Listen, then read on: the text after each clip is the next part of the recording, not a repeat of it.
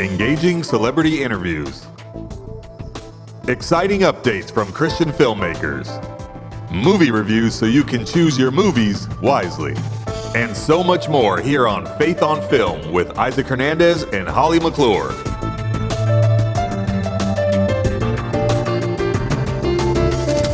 Hello everyone, welcome to Faith on Film. So excited you're with us for this special program today. Holly, I know that you've got a great interview on today's show from a movie. She's the star of a movie that I think everybody's going to love. I do too. The movie's called Green and Gold, and it is a story that was a true story that took place in the 90s. Madison Lawlor is the star of it, and you're going to love her and what she has to say about this movie that I think is going to appeal to a lot of people. And Isaac, you interviewed someone too with a film that's going to appeal to a lot of people as well, right? Absolutely, especially sports lovers. But you know, it's interesting. Another true story. It seems like a lot of movies being made right now are true stories. This is a movie called I Can, true story about this young lady who was born with only one arm, but yet she became a major superstar athlete. You're going to find out more about it. But first, let's take a look at the trailer to the movie Green and Gold.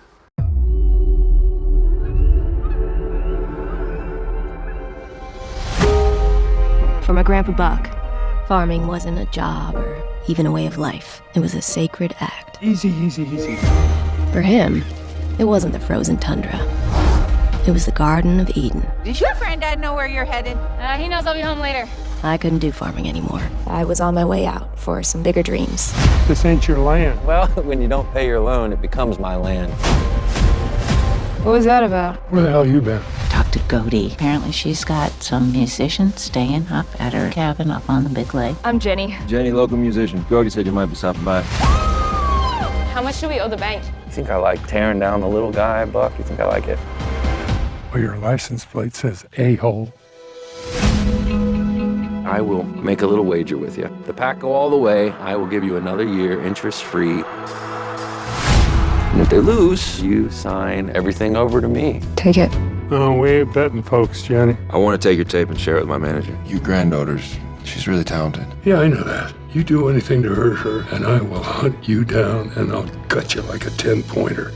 Great. What do you think you're doing? Come on! I'm gonna take the bet. You better pray God owes the pack a favor. You know that no one cares about her little slice of nothing in the middle of nowhere. I do.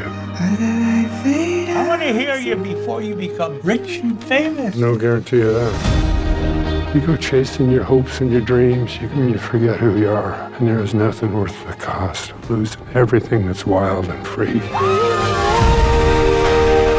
In real life, miracles don't always arrive on time. And the pack beat the Bears. And the good guy doesn't always win. You still believe in what we're doing? More than anything.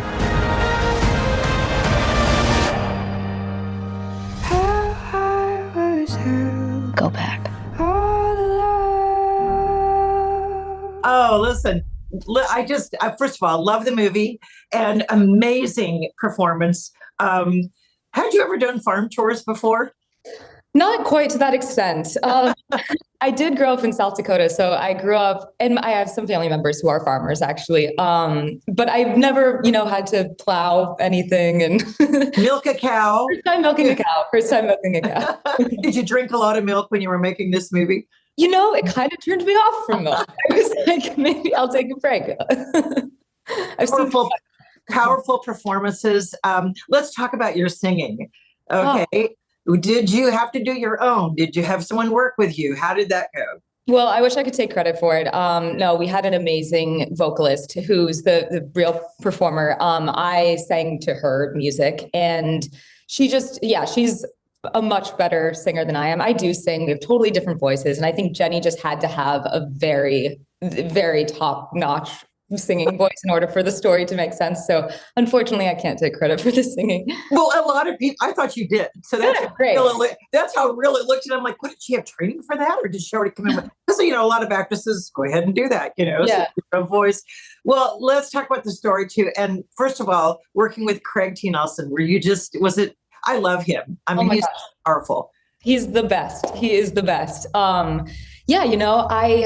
you hear that someone who's legendary, like Craig T. Nelson, is going to be a part of the film. And I was a little nervous. I was like, oh man, I don't know what to expect. Hope he likes me. He was so wonderful and generous and kind and just surpassed anything you could ever want him to be. He's amazing. It was such a joy working with him, and he had so much gratitude for the same elements that his character does in the film. And he's a truly wonderful person. And it was, I feel very lucky to have worked with him. Madison, this is a touching story about real life people. It's a true story, but real life America, rural America, and things that count most in community and faith and family. And choosing this role, was it different going in after making the film? Did you come out feeling different about this whole spirit of community and Yeah. Well, I think one thing that's so, I'd never been to Wisconsin before. And though I'm from South Dakota, I feel like there's a different level of community in Wisconsin because the Packers and everything, it's like community-owned team. Community is such a strong feeling there. And I think people take a lot of pride in being from Wisconsin and in the Packers. And it's I think it's a beautiful thing. And getting to spend a significant amount of time in Wisconsin was so special. And everyone that we interacted with was so wonderful. And we had these real farmers who were letting us into their lives and showing us their way of life. And it was such, and I live in LA a lot of the time, and to go somewhere completely different and interact with people who, we have very different lifestyles, and it's just so beautiful to be able to share stories. And I think the experience was very profound for me. And I also had to try a lot of new things. And I think that inspires a sense of confidence too. I left the film feeling very grateful and inspired by, people.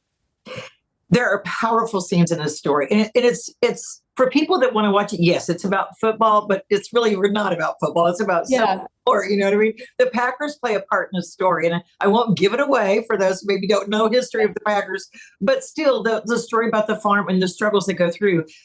There's a touching scene where an attempted suicide, and that, tears, after that, of a grandmother and what she goes through. And there's just several really moving moments.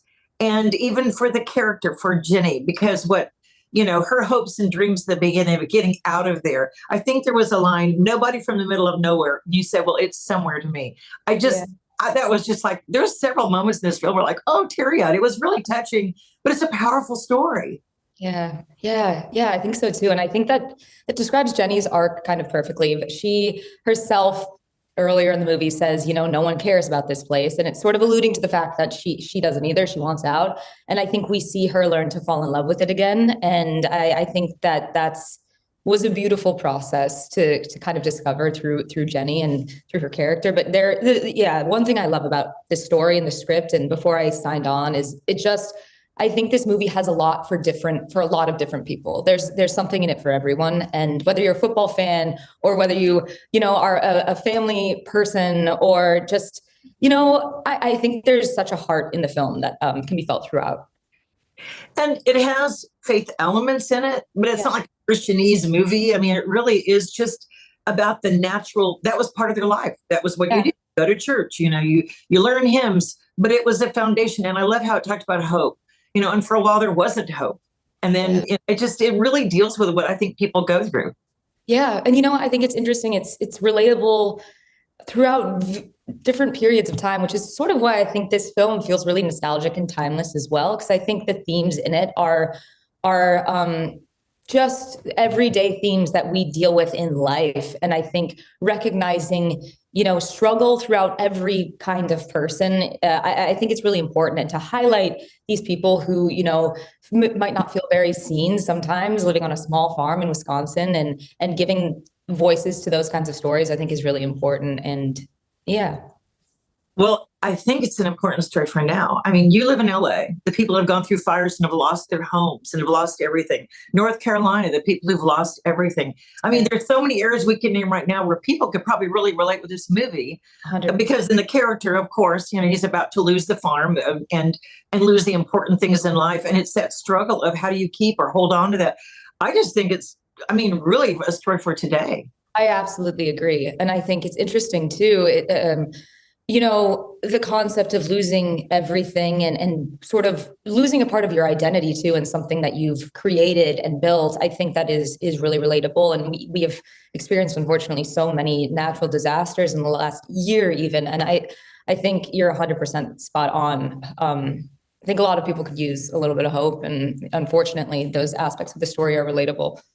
They really are. Also, Brendan Schuyler, you work with him. I love his character. Yeah. Oh my gosh, he's so great. Is he great? He's a breath of fresh air in this movie, isn't he? Yeah, good humor, fish out of water. Yeah, it's amazing. But I love that. Okay, talk about the process of when did you audition for this film? Did have compete against other actresses? Why were you chosen, do you feel, to play Jenny? You know, it's a great question. And I think only Anders really knows the answer to that story. But yes, I had to audition and then go through the callback process. I think that, and from what I've talked to with our directors, he could kind of see my roots. I'm from South Dakota, and I have, you know, a connection to this story and stories like these and characters like these. And I really just, I think he could see how much the story meant to me. Yes. And I think that made a big difference. And who is this story for?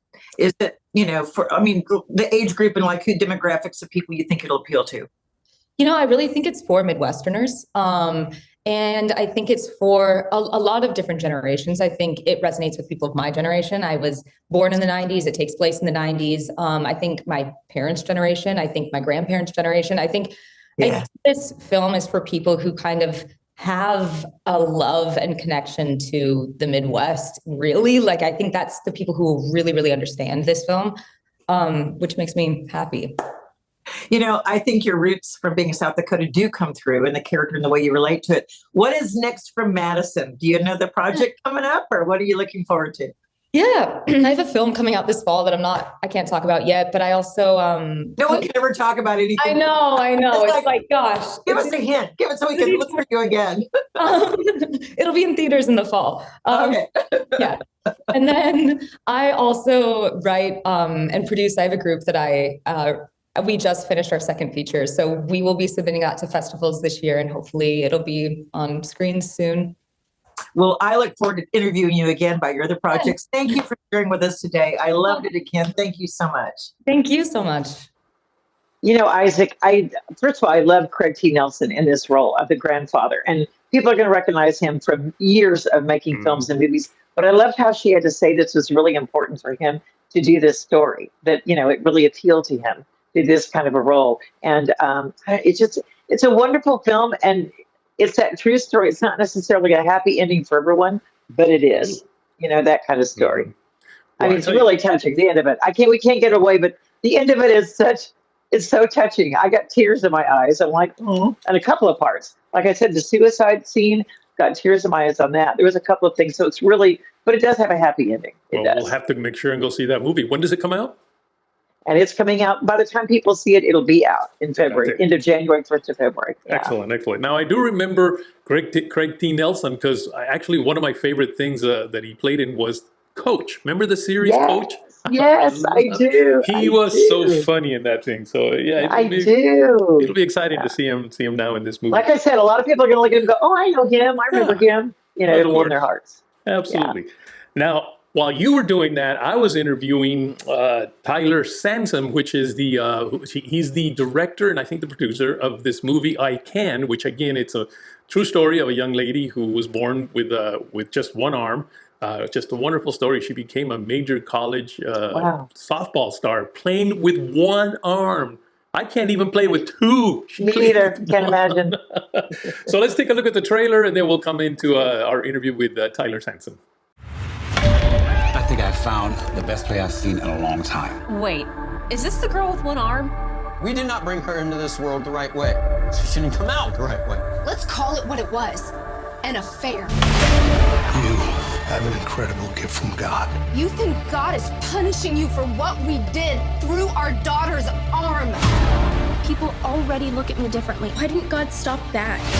I know lately it feels like you've been on the losing streak. Maybe all of us, huh?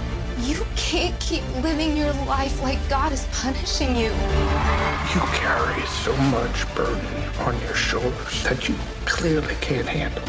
Look around and see how much God, He's blessed you. God don't make mistakes. He's got a plan in all of this. He always does. Tyler, welcome to Faith on Film. Thank you so much for having me.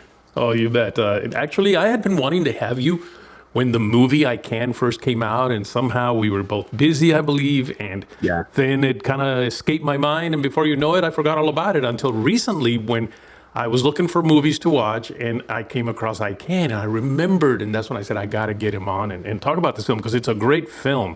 So I'm very excited to have you on today, man, and not just because of the film, and because of the fact that you're the director and I guess one of the producers of the film, which, by the way, I saw you have a whole list of producers, but you are one of them and you're the director, but also because you are a pastor. And we're going to talk about that a little bit later on, too. But that's one of the things that really excites me the most. And we'll get into that a little bit afterwards. But first, how about you tell us, I know we saw the trailer right now, but maybe just give us a little bit of a more comprehensive understanding of the story itself.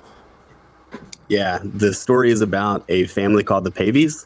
And they actually are members of my church that I pastor at.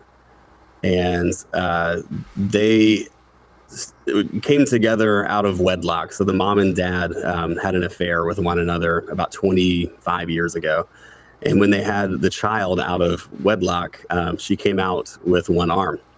And it was a really big thing for them. They thought God was punishing them for what they did. They divorced their spouses. They got married to each other. Then they found Christ. But this kid with one arm grew up to be an All-American softball player. And so the story that we told was not just about her success athletically, but it was also wrestling with the guilt of the parents and how God can redeem even our worst failures. Wow, yeah. I mean, I can totally understand that, you do something wrong, and then something bad happens, and you automatically would probably attribute it to it. And you know what? It may be. I to be honest with you, we don't know God's mind necessarily, so it may be.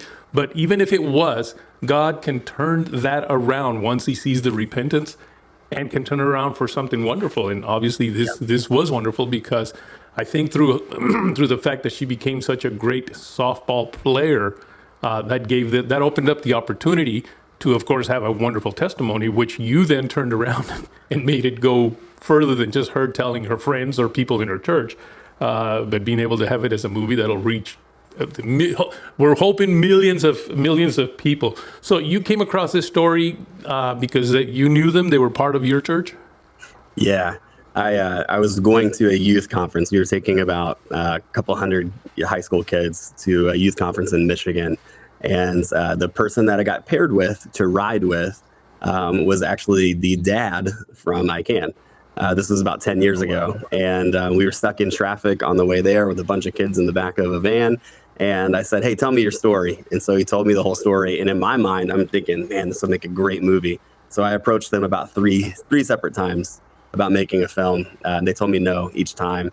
And then finally, they spent some serious time praying about it. And their line was, if it can reach one person for God's kingdom, then we're in. And so we were off to the races after that. So do you think that maybe, just maybe, because of how all this happened, that maybe they were a bit ashamed of how it all kind of started? Do you think maybe that's why they didn't want to make it a movie? Yeah, I mean, they have 3 daughters. They have the one with one arm and then 2 others. And the daughters did not know the story.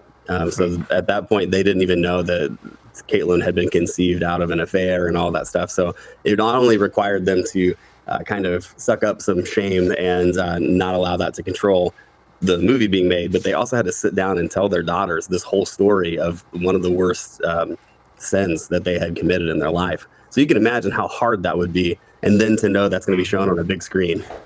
Yeah, it kind of reminds me of that scripture, though. There is therefore no condemnation for those who are in Christ Jesus, right? Yep.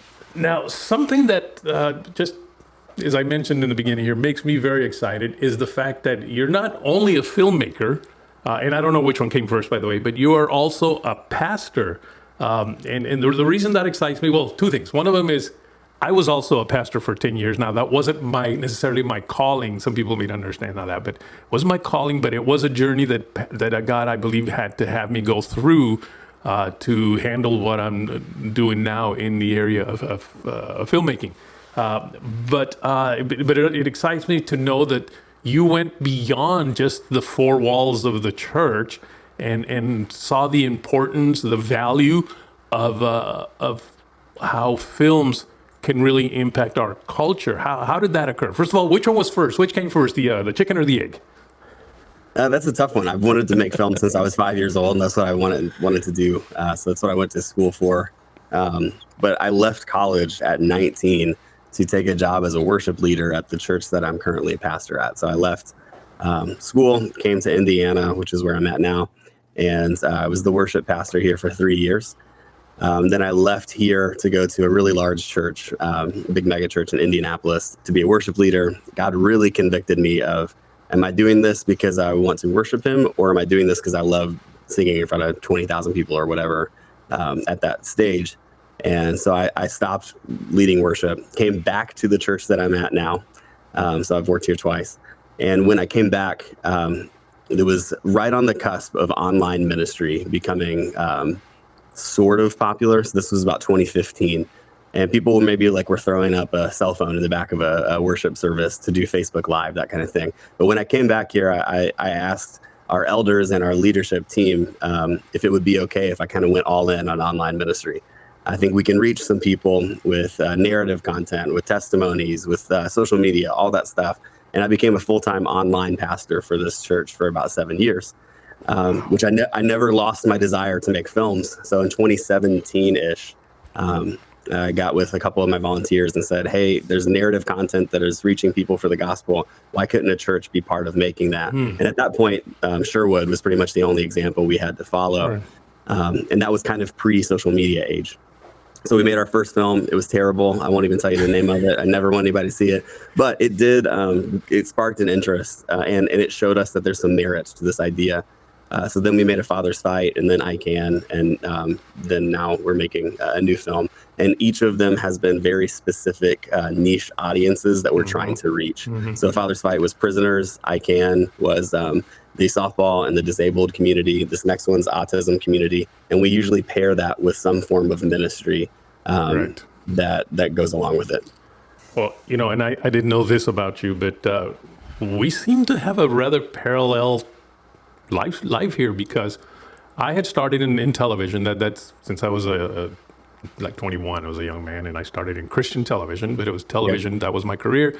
And then there came a point where I became a pastor. And the thing is, a worship pastor, pretty much just like you. I became a pastor of a church that I helped start, but it became a mega church. I think right now they're running about 15,000 or so. Wow. But then God took me back out. And at first I didn't understand, why am I a pastor? I've never wanted to be one. But here I am. And it wasn't until after I left and went back into television and then moved into the filmmaking process that I realized what it was. It was just something that I needed to pick up, which was the heart of a pastor. But lately, I do miss worship. I miss leading worship. And I've been thinking about, maybe I should just do a little online thing where I just do a worship song every once in a while. So that'd be good. Maybe you're the confirmation of that. Now, you of course said that you've got a new project that you're working on now. And by the way, I won't name I know the name of that earlier movie, but I won't name it in respect to you. But you've got something new, and I really would love for people to just be aware of what you're doing. What's this new movie all about? Yeah, so this new movie is called Merry Christmas, Elijah. It is a Christmas film. It does not feel like a Hallmark Christmas film. Just say that right off the bat. Yeah, it's about a dad who's an architect who has a son named Elijah, and Elijah is profoundly autistic. So at an early age, they had to make a hard decision to institutionalize their son, which led to the husband and wife being divorced. And the dad, when we meet him, is pretty down on his luck. And so as a last-ditch effort, he I'm going to use the word kidnap loosely. He kidnaps his son, Elijah, from an institution and takes him to the beach for Christmas. So it's a road trip film. And it's a real family from our area. So it's based on a real family, not a true story, but real people. It's really powerful, though. I'm excited to make it. Well, that's fantastic. Now, so how can people kind of stay in the know, keep up with you, follow you, just so they know what's happening with that? Yeah, so Merry Christmas Elijah Movie is the handle on both Instagram and Facebook. Okay. So they can follow along. We just launched our social media about 3 weeks ago. So we're just now doing like casting announcements and all of that stuff. Okay. It's fully cast and things like that, but we're just starting to spread the word. But over the next year, you'll hear a lot about it, and it's scheduled to come out in theaters of December of 2025. So. All right. Well, I would ask you what do you enjoy most as pastoring or filmmaking, but that would be like asking you who's your favorite child. So I won't do that to you, but I really do appreciate you coming on with us. I know that you're literally going to start principal photography here, probably just after we get off this interview here, but I thank you for taking a few minutes to just share with our audience all about you and all about your movie. Now, I Can is available right now. I know it's available on Amazon Prime, I believe. Is there any other places where people can watch it? Yeah, so it's on Amazon Prime, Apple TV. It is on Up, Faith and Family if you have a subscription to it. Okay. But it just recently came out on Tubi and YouTube for free with ads. So anywhere you can watch movies, pretty much, you can watch I Can. Excellent. Well, thank you again, man. Yeah, thanks for having me. Hey, I'm Tyler Sansom. I'm a pastor and filmmaker. You might be familiar with one of my movies called I Can. And I am excited to be here with Faith on Film today. You're watching Faith on Film. You know, before I did the interview with him, I had asked him a question because I was very amazed at how a young lady that plays the actual girl with only one arm, I asked him if she also had just one arm because it looked like she only had one arm. And no, of course she It's like when they did. It's like when they did Soul Surfer and the Bethany Hamilton character, and they put that sleeve on her. It's green screen. Yeah, it looks real, doesn't it? It really did. I love that we've got movies about real life people who overcame the problems of the dilemmas on the farm, or what they had to overcame with just one arm, and went on to achieve and get better and do what they could do. I mean, I think that's what everyone can relate with right now in America is overcoming the obstacles, the situations, the financial, whatever it is. We feel like we're in a mode right now where people are like, come on, we can do it. We can do it. It's a spirit of we can do it. And I know that Green and Gold movie was about that. And even though it took place in the 90s, and it sounds like this was to that spirit of we can do it, we can overcome. Yes, it was. And the thing is, the movie actually came out last year. And I wanted to have him on, and then somehow things just got busy, and then I forgot the story of my life right now. I forgot. But anyway, it is available on several, and you heard it on the interview where it's available, but it's available for you to watch streaming right now. So make sure and get out there and, watch the movie. It's a great movie. You know what? We're done today. We're pretty much out of time. So folks, just remind you to watch, to go to our YouTube channel and watch some of our past shows, even though you can watch so many shows that we've done in the past. You go to youtube.com/@FaithOnFilmTV and go to our website, faithonfilmtv.com. Holly, see you next time. God bless everyone. Write to us at faithonfilmtv@gmail.com. That's faithonfilmtv@gmail.com. Follow us on Facebook, Instagram, and Twitter at Faith on Film TV.